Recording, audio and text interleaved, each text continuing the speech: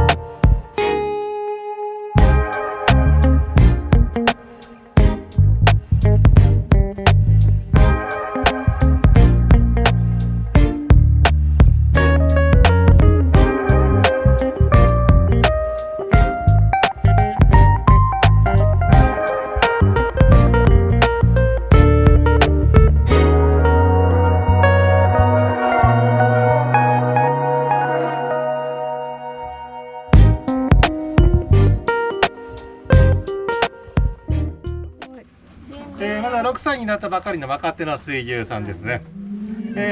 ゴール到着したらしっかり時間を作りますので、その時お顔も見て一緒に写真も撮ってあげてください。なかなかね水牛さんのお尻をずーっと見ることはないと思いますので、このまま行きたいと思います。で後ろからはね、ジンベエ君の先輩ニーラン君という水牛が追いかけてくるような感じですね。後ろからね迫ってくるけど、みんな揃ってね後ろを向かれるとね後頭部に向かって喋るのは結構きつくなってくるから。はい、行くぞ。はい。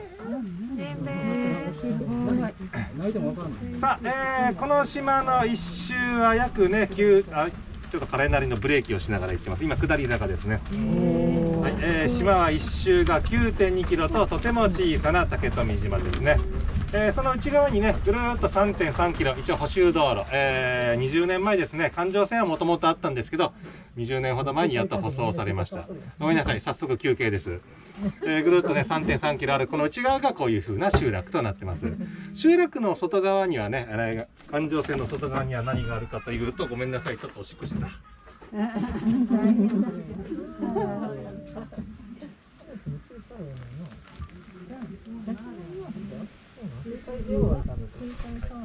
皆さんあれかな、来るとき牧草地、牛さんいたのも見えました。牧草地であったりとか、あまりこう手を入れてないような、荒れてるような土地、そして沖縄独特の広い敷地の、お墓があるというふうな感じです。今日はねそのお墓、旧暦で、11月の16日、あの世のお正月が本日なんですよ。なので、大体どこのスーパー行っても今日はかなり混み合ってるんじゃないかなという感じ。オードブルだったりとか取り合ってですね、その敷地の中でお墓ですけどパーティーです。お正月ですから、が、繰り広げられるような感じの、一日となっております。こんな感じでダラダラしてますけど、ご安心してくださいね。ちゃんと帰ってきますからね。帰ってこなかったことは一度もありません。今日のコースは皆さんの足で普通に歩いてったら7分ぐらいで帰ってきちゃうコースになります。そんなに実は遠くに行かないんです。できるだけねゆっくり行きたいと思います。最初はね、ジンベエ君ちゃんとブレーキも効くんですけど、途中ね、後半戦がなんとなく分かってくるとねノンストップになってしまいます。はい、さあ、またここはね集落をね右と左に分けてる竹富島の一応メインストリートとも呼ばれる道ですね。右側が東集落、左が西集落とこの道で分かれます。で反対側向こう側にね300メートルほど向こう、行くとねカタカナの「ん」から始まるウブフルの丘という丘があります。その丘から向こう側のことを中筋集落という集落、一つにはまとまっているんですけど、1丁目2丁目3丁目こんな感じで覚えておいてください。で丘越えて4本目を左に曲がると私の家にたどり着きますから4本目覚えておいてくださいね。嘘です、行かないでくださいね。鍵かけてないから入っちゃダメ。取るものは何もないですから。はい、この島の人口はね、今だいたい325名ぐらいが生活しているような島というような感じ。人に前ものすごく人がいっぱいいますけど、全部観光客の方ですね。あんだけ人がいっぱいいたらね、島も沈むんじゃないかなというふうな感じです。竹富島はね、その1周 9.2 キロ、長い年月をかけて山や、川はありません。サンゴが隆起してできた島ですね。集落の中心地でだいたい海抜ゼロから行ったら14、5メーターぐらいという高さになります。見ての通りですけどね、舗装されている道路というのはほとんどないと思ってください。年に数回ね、お祭りごとがあるたびにね、海の方から砂を持ってきて道に薄く巻いてるような感じという。これからすごいでしょ。車も止まってますから、左側ね、素敵な琉球家屋、もう博物館クラスです。ちゃんとでも人が生活しているお宅になります。瓦屋根の上にこうシーサーがちょんと乗っかっているのもこの島の特徴とも言えるような感じね。屋根が急斜面ですから滑り落ちないようにしっかりとね、踏ん張ってるわけではないですよ。ごめんなさい。シーサー前置きですからね、悪い気が家に入ってこないようにいつでもこう飛び出せる準備ね、威嚇をしているという風な感じ。大きな母屋のことを風屋といって、右側に小屋がありますね。小屋みたいなのをトーラといって、方言で台所というね、昔の話、薪で火を起こしていた時代はね、離れを使っていたという風な感じで、今度右側も見ていただくとね、もう目玉も半分飛び出しちゃってますけどね、口を大きく開けたさっきとは全然表情の違う、シーサーが見えてきました。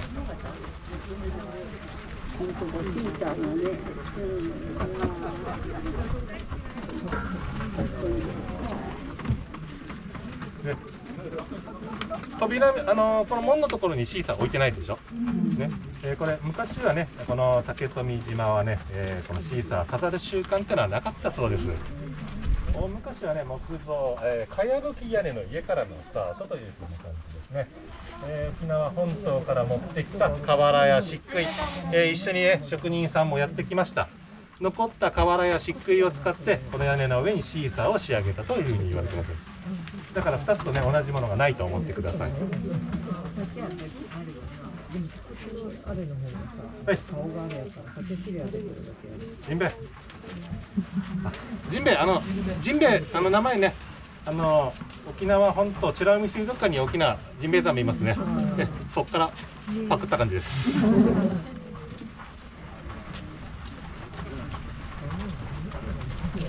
重いのかな。ねえ、疲れるかな。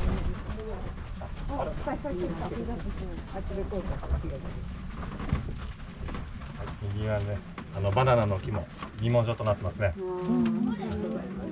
一応紹介したけど後で取りに来ないようにしてくださいね。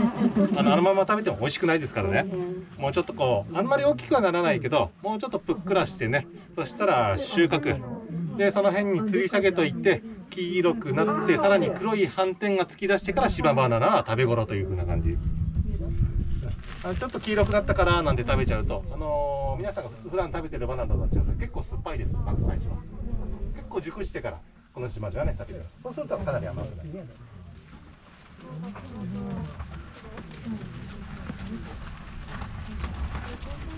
さあ、じゃあちょっとジンベエ君これから頑張ってもらいます。若手の水牛界ではね、心臓破りの上り坂と呼ばれてるね。尻尾がぷくっと上がったからね、うんこないつい私はね、こっち結構見てるんだけど、思ったよりね、5秒に1回はこのジンベエ君の尻尾を見るようにしてますから、もうこれだったら安心ですね。はい、頑張って登ってくれました。さあ、左側、2階建てね、コンクリートの建物も見えてきましたけど、何やら屋上を見ていただくと柵のようなものがありますね。あそこはね、この竹富島では超高層展望台と呼ばれている場所です。ちょっと話盛りすぎました。ごめんなさい。赤山さん家のお宅の展望台でした。お宅って言っちゃったけど、行けば赤山展望台って書いてあるから大丈夫です。本当はね、その向かい側にね、なごみの塔という展望台あるんです。手すりまでつけてね、修復工事を終えて、なんだけど結構上に登って危険な撮影される方が増えてきたということで今登れなくなっちゃったの。そのため、この右側ね、屋根の上に、赤山さん家が柵を作って、登れるようにというふうなことです。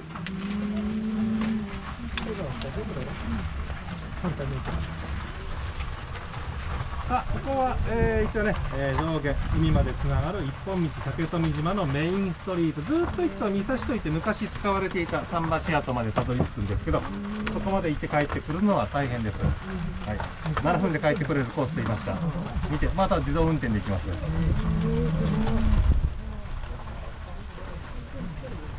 足取りが軽くなってるけど、すぐグラグラするからご安心ください。いつもこんな感じでやっております。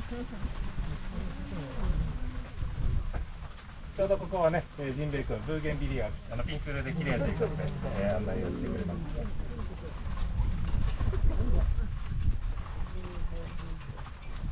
あの道は比較的ね、言うこと聞いてくれるんだけど、ここからね、止めようと思ってもジンベエ君あんま止まってくれないです。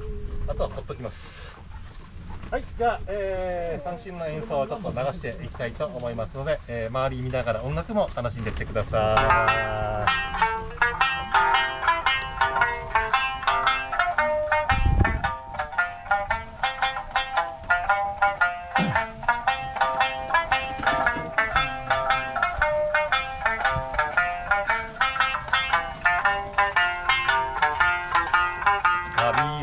続けていればこそいつかもう一度会えるはず。白いサンゴの一本道は星の砂へと続く道さ。積んだら亀島また針ぬ竹富島で会いましょう。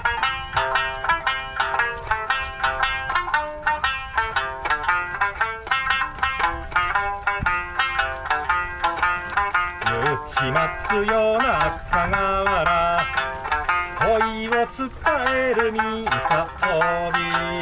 誰を待ちましょう今度に浜で浅い眠りで夢の中さ。積んだら亀島また針ぬ竹富島で会いましょう。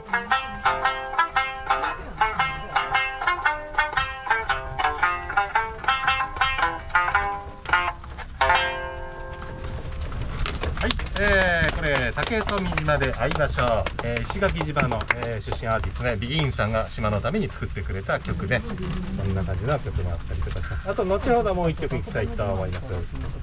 さあ、ここねどんどん勝手にやってくれてます。ちゃんと教え込んでる道だからご安心ください。ジンベエ君はね、ちょっと後半足取りが軽くなってますけど、内輪差もバッチリですね。これだけオーバーレしていただけたら後輪のことは考えなくても私もいい感じで、そしてぐっとすぐ左に寄りました。この木にぶつからないように。私よりうまい。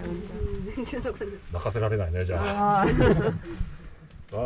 はい、昭和62年にこの島ね、国の重要伝統的建造物群保存地区と指定を受けた集落となっております。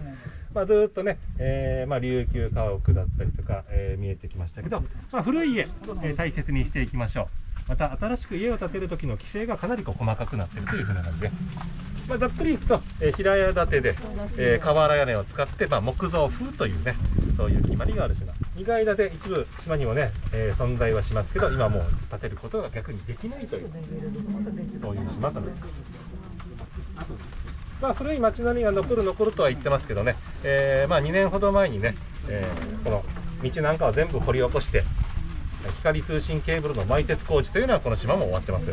電線は外に出てるんですけどね、各家庭の実はネット環境 Wi-Fi は抜群というふうな感じ。逆にこうやってね、家の門のところにこう飾ってあるのは珍しい感じ。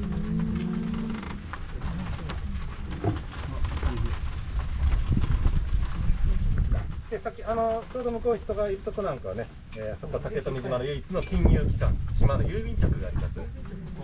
この島の郵便局もこの雰囲気、景観にマッチするような形で、琉球家屋風で作られてますのでね、ぜひ行って正面で写真を撮ってみてください。懐かしの円柱形のポストもあります。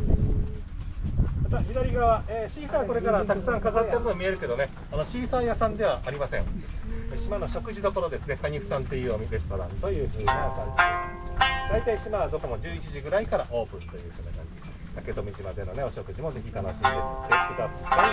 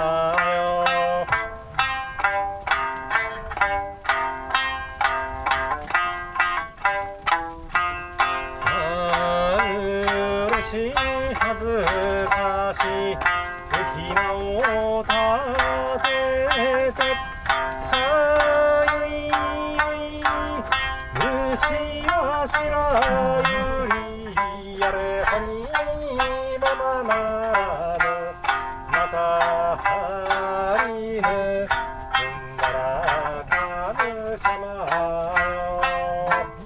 いいねわー止まんないかさあ竹富愛島何度もいいねさゆい春夏秋冬やれはに花が咲くまたはりねすんだらかぬしゃま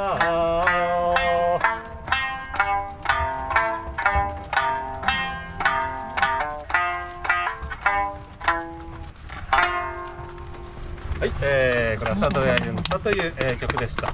本当はちょっと原曲23番まであるんですけど学校も近づいてきましたのでね、今日はこの辺で、三振の演奏を終わりにしたいと思います。授業のね邪魔集中できなくなってしまいますね。竹富島の小中学校ですね。ちょっと待ってくださいね。今小学生全員集めるとね27名の子どもたちで頑張ってます。で中学生はね、今女の子7名。すごいですよ。2階建てですからね、中学生になると2階に上がれるんですよ。竹富に生活してると階段を上がる習慣はありませんから。でまた、先生たちもね教職員を筆頭に、校長先生を筆頭にね19名という数で頑張ってくれてます。どこ行くの？で右に曲がった先、突き当たりにはね竹富保育所と書いて建物は残ってるんですけど、そこから子どもたちの声はね今聞こえません。老朽化のためね歩いて5分ほどのところに昨年の5月お引っ越ししました。2歳から入れる竹富島の保育所はちびっ子たちも今13名で頑張ってます。島の最高年齢、サルリアという食事処にねおばあちゃん今107歳か8歳ぐらいのおばあちゃんまだ頑張って働いてるのかな。